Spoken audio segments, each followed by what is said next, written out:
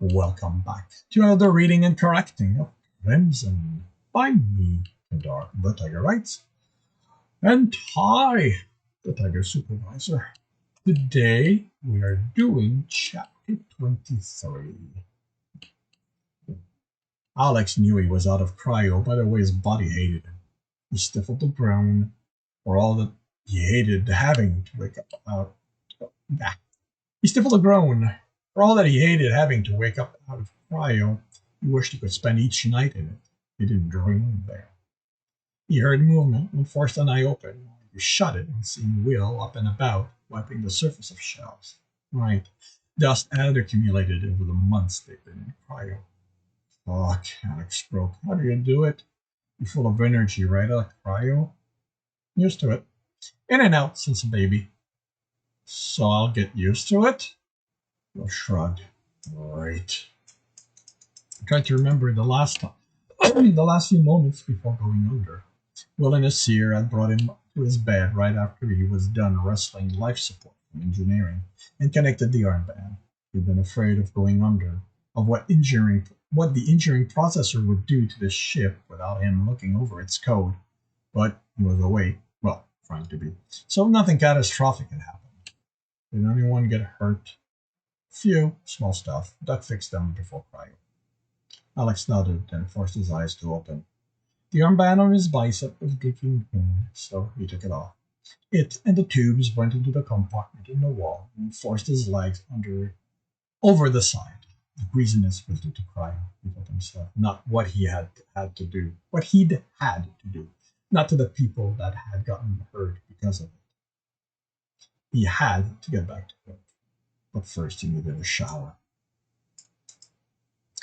Alex loaded the message on his data pad. Yeah, it hadn't been easy to get it, just like he'd expected. The message node he'd used to transmit to his grandparents had been swarming with surveillance programs, lockdowns, parasites. Someone had gone through the list and deployed all of them.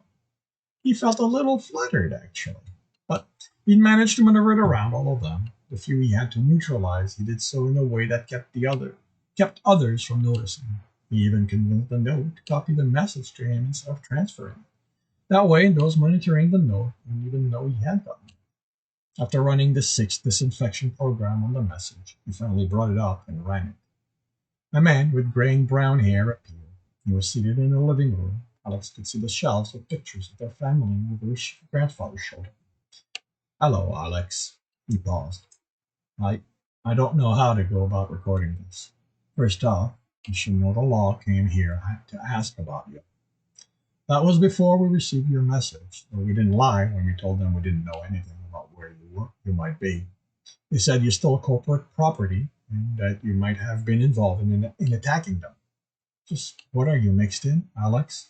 You said you met someone. Is it who attacked the corporation? The law didn't give me detail, other than it was an alien that did the attack. Did you get pulled into it against your will? Was your interest in them used to make you do something you wouldn't have otherwise? Sorry, I don't mean to sound accusatory. You know we love you and we'll do anything we can to help you. Having said that, I don't think it's a good idea for you to contact us again. The law is sure to be looking over our communications from now on. I wouldn't want to be responsible for them finding you. Me and your grandma love you. If you show up at our doorstep, we will take you in. The message ended. Hey, Crimson. Alex glanced over his shoulder and went back to looking at the code. Anders, he answered as a greeting, then added, I didn't expect to see you in this part of the ship outside of an emergency. Well, this is sort of one. Alex sighed. What happened? Spent the last week integrating life support into the central processor, and while it had gone smoothly, it had trouble actually figuring out how to run it, and there had been mishaps ever since. Nothing major, but each time he had to convince the processor it didn't have to micromanage the system. Here's the thing. We've been at docks for a full day, and you've spent all that time cooped up in this room. Isn't this your first time on another station? You need to come and see the sights. Alex shrugs. I can wait. I'll have plenty of time to sightsee once I'm with Jack. Nope, sorry. Well, that doesn't work for me. Alex felt the man stand behind his chair. Are you in the middle of anything life-threatening? Not really, but I need to start reintegrating systems. I'm going through them, figuring out how insane the isolation made them.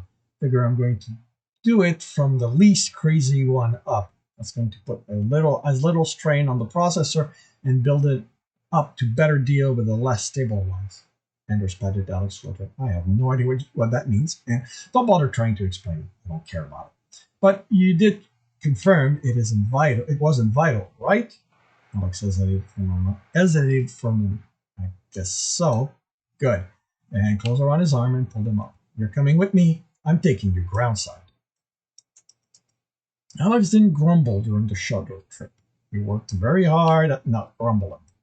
He had better things to do than waste his time at a jump to some bar, no matter how good it was supposed to be.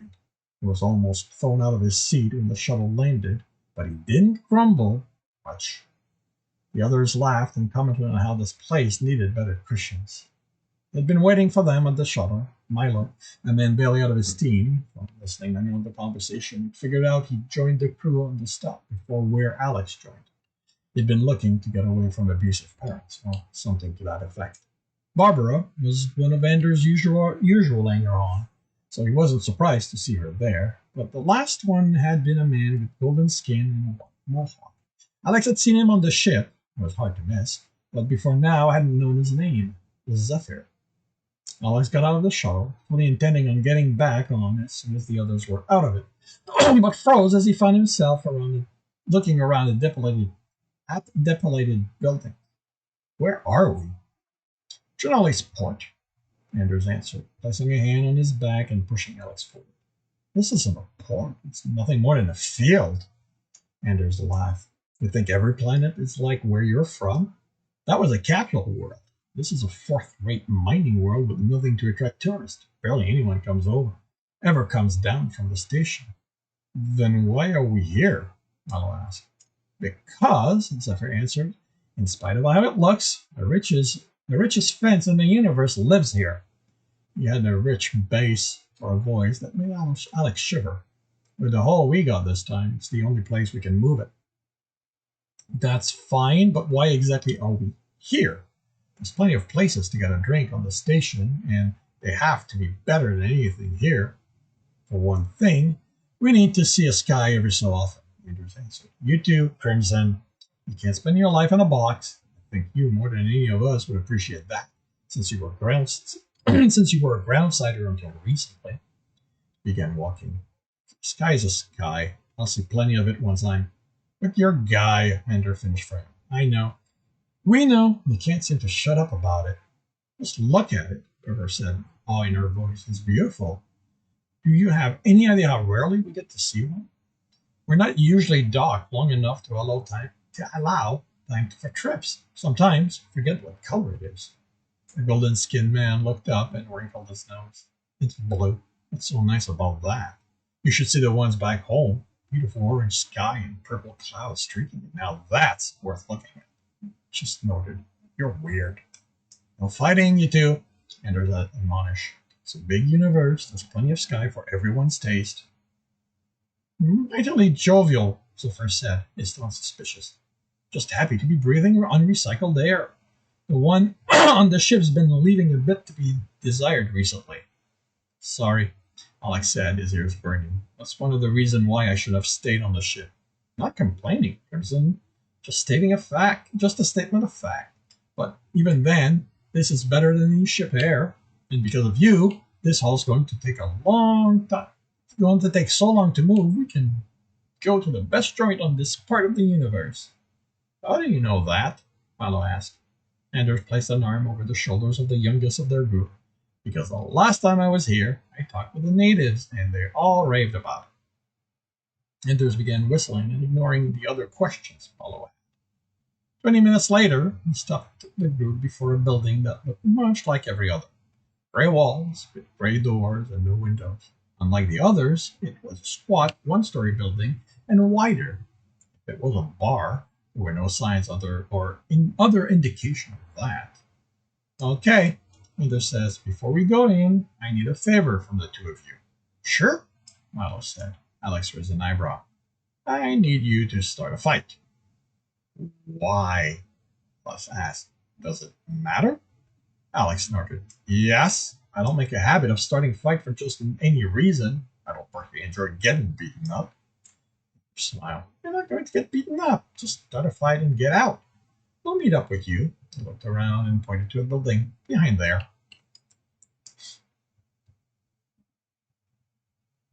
You're going to fight? Milo asked. No, we need the distraction so we can step in the back. Alex, oh, we're going to rob the place. Yeah, Barbara answered, grinning. Not having anything to do with that, Alex said. Come on, Crimson, Anders said. No, damn it, Anders, I'm not a criminal. Anders silenced Barbara and Zephyr with a raised hand before they said anything, and by their expression, they had much to say about Alex's statement. And not asking you to commit any crimes. It's just a bar fight. Nothing illegal about that. Three of us will be the one breaking the law. Does the captain know about this? I'll try not to bother him with inconsequential stuff like this. And what happens if you get caught? Andrew smiles. I never get caught. Alex glared at the smug bastard. Tried to see if there was some scheme to hurt him. Anders had been cordial ever since coming on to him, friendly even. But Alex wondered if that had been a ploy to get him to drop his guard. Even if it wasn't, Alex couldn't get involved in a crime. If they were caught, he'd be stuck here. He turned to leave, and Anders stopped him by putting an arm around his shoulder. Don't be like that, Alex. Nothing's bad's going to happen, I promise. Damn it, I'm just a passenger. I'm not part of your game. I know that. I just thought you could do it with some fun. You've been fun? Alex glared at him. You call a robbery fun? Of course. Look, no one's going to get hurt. Well, not much anyway. Brawls happen all the time in places like this. It's just part of the entertainment for them. Alex didn't know how true that was. Alien Nation, the only bar he frequented, wasn't like that. But every movie had.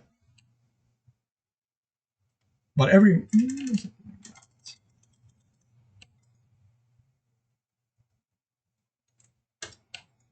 But every movie he'd ever watched had a bar fight scene that tended to have a bar fight. It wouldn't be an accurate representation of life.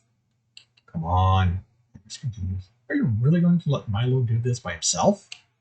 Alex looked at the young man. He too seemed uncertain, so he could probably convince him to leave. Except, what would the others think of him? Milo was part of the crew, and working for Anders was probably a big deal. Unlike him, Alex would be gone soon enough, so he didn't have to worry about what people thought of him. Or did he? Soon enough wasn't tomorrow, but months from now. Would the crew care? He was just a passenger. He'd gained some respect from his help in the job, enough that other than grumbling about the injuries caused during his fight for the life support system, no one attempted any reprisal. If he didn't do this for Anders, what would the others think? How would they behave if there was another accident with some of the ship system? Would they believe he'd done everything he could to prevent it? Or would they remember he was an outsider on their ship? Kirsten under his breath. Fine. This is a one-time thing, Anders. He ignored the man's smile and looked at the building. How the hell am I going to start a fight? I barely know how to fight. Anders slapped his shoulder. That's the spirit. You'll think of something. You're resourceful. Faced the other, forcing Alex to turn to. You and Milo go in first. Get a drink, enjoy the atmosphere. When you see us enter, get the brawl going. He pushed Alex toward the door. Milo was next to him, all smile. This is going to be fun. How do you know that? Alex opened the door for the young man. Everyone knows Anders the best. He's one of the captain's favorite, and with this, we're going to be in this game. I wish he checked with me first. Milo looked at him in surprise and almost bumped into someone. You don't want in? Why not? This gang gets the best of everything. They got an extra cut of the halls, the best quarters. I even heard they have private parties with enhancers. Alex didn't ask what that was. Found two available stools at the bar and took one. I'm not a party guy, told Milo. And he definitely didn't want to be in a room with Anders where his judgment might be impaired. Anders had backed off when Alex told him he was taken, but he didn't think that would stop him from trying again. He thought Alex might say yes that time. Oh, this is not. Wait a moment. Alex asked for something local, and the barman was before him. You shouldn't use that, Milo said, ordering his own drink, and handing over a cred stick. What?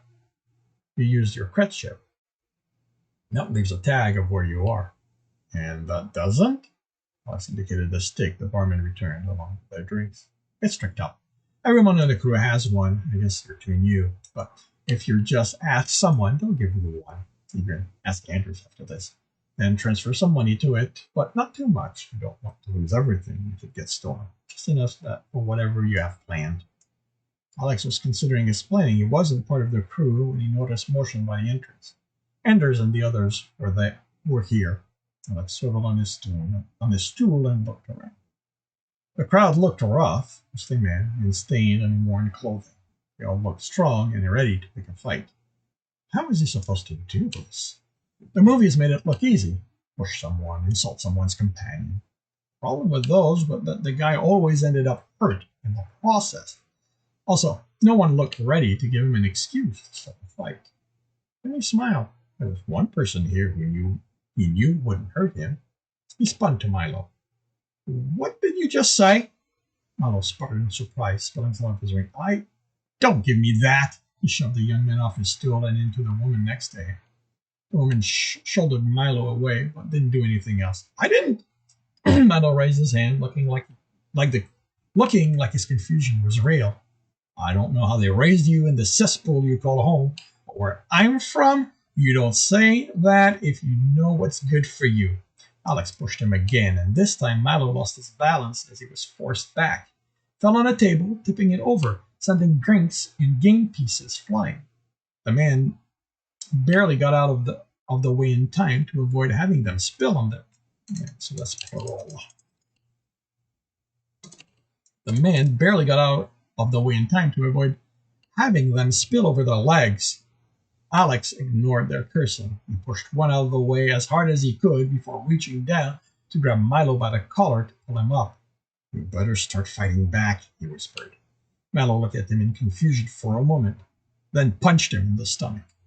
Alex planned to overreact to the impact wasn't needed as he staggered back, trying not to double over in pain. He backed up against someone, and that person shoved him. Alex turned and punched her. Barely got out of the way of the return punch. Sound of glass and table breaking filled the space. Alex was shoved and punched, and he struck back. He ducked under flying items. Curses and yells were added to the sound of breaking. Alex struck someone in the back that was stumbling toward him. He dodged the man's reply, blocked a hard blow from someone that left his arm numb, but even with that pain, Alex found he couldn't stop grinning. Kept looking for Milo as he fought and saw his back limping toward the door, punching a woman on the way there. Alex thought about staying. It was turning out to be more fun than he'd expected, but he reminded himself he couldn't get caught. So he weaved and bobbed through the crowd, exchanging a few punches before reaching the door. The younger man was wiping blood off his face when Alex reached him behind the agreed-upon building. Alex leaned against the building, his heart racing, losing pain. He laughed, which earned him a stunned look from Milo. The young man looked like he might start crying. Alex forced the laughter down. Why was he laughing anyway? He'd hurt people. He shouldn't be enjoying this. It wasn't like that. It wasn't like him. But he had enjoyed himself. The idea made him uncomfortable. He wasn't a violent man. He'd only gotten in one fight as a kid with another student, and his parent had grounded him for a month. Looking back on it, it felt the fight had been a mistake, caused by his youth and out-of-control hormones. He tried to remember how it felt during the fight and about it, but that was so long ago. He knew being grounded had felt bad, but that was because that's what being punished did. He didn't actually remember feeling like that. Now, he wondered if he was grounded not because he fought, but because he'd enjoyed fighting. Glad to see you two made it out okay, Anders said, not stopping as he, Barbara, and Zephyr walked by. The three of them looked proud of themselves. Alex glanced at Milo, who looked back at him and shrugged, then pushed himself off the wall and followed. Alex winced as he walked, his foot hurting. But, but he didn't ask to slow down. But he didn't ask them to slow down. Looking at why, he realized he wanted to show he was as tough as they were, in spite of his foot. So, Alex panted, how much did you get? I haven't counted yet. Alex patted the box, but there's going to be 30 in there. Alex asked, what, we got a burden beating for 30 lousy credits? 30,000, Barbara said, and for your part in this, you're getting 3 of them, Alex beamed. Alex only managed to keep his mouth shut for a few seconds. That's what you call fair cut? Clearly had the worst of the job. Alex was distracted by Barbara glaring at him, and he almost walked into Anders when he stopped. Anders turned and looked at Alex thoughtfully. You know, I guess we should be splitting this evenly. Barbara threw Anders a worried glance, while Zephyr didn't seem to care about the conversation. Alex shrugged and walked around him, and Anders fell in step with him, going at his speed instead of the earlier, faster pace. 6,000 is enough for each of us, right? It's reminding me to be fair. Alex glanced at him. Are you saying no one's complained before? I guess everyone's just used to doing what I say. And are you in the habit of giving them a chance not to? Anders looked thoughtful. Guess I have gotten in the habit of ordering people about. I'm a little surprised you aren't pissed at me. Alex sighed. Should I be? I should be, shouldn't I? He shook his head in annoyance at himself. Just don't blindside me with something like this again. He said again, look, I'm not saying I'll ever do this again. If I do, I want to know what I'm getting into first. Anders studied him for a long moment and was silent for the rest of their walk back to the port. This concludes chapter 23 of Crimson. If you are enjoying this, leave a like. If you want to read the rest of the book, as well as the series, it is available on all major e-retailers. You can get to there from the links on my website. If you want to support me, you can do that on my Patreon, as well as that will give you access to my archive of everything I've written. And if you want to watch me do this live, I record these on Tuesday, 8 a.m. Eastern Time, and the rest of the week I write, 8 a.m. to 3:30. And with that, I shall wish you a good day.